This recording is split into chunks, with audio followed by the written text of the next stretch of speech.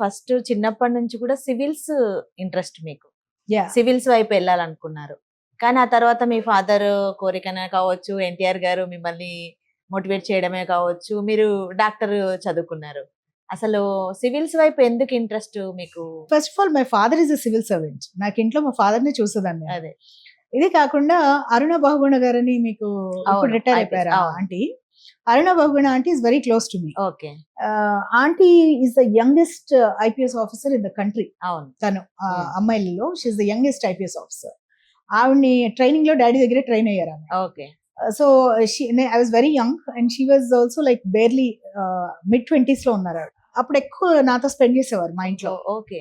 She is the one who's to అంటే నాకు comics కానీ ఇవన్నీ చేయటం, అన్ని ఇంగ్లీష్ బుక్స్ అన్ని అలవాటు చేయటం, ఇవన్నీ తను చాలా రోల్ ఉంది ఆంటీ ఇన్ఫ్లుయెన్స్ okay. ఆ ఏజ్ లో, ఆ Okay. Particular age.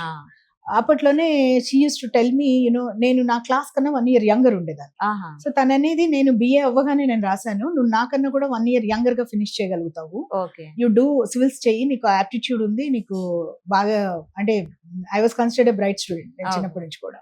సో నువ్వు బ్రైట్ స్టూడెంట్ వి, నువ్వు ఈజీగా క్రాక్ చేస్తావు అని చెప్పి చాలా ఎంకరేజ్ చేసేది. ఆహా. తను ఎప్పుడు కూడా కాంపిటీషన్ సక్సెస్ రివ్యూ అని ఇవన్నీ కూడా తెచ్చి నాకు ఇస్తుండే. ఇస్తూ ఉండేది అనమాట. ఓకే.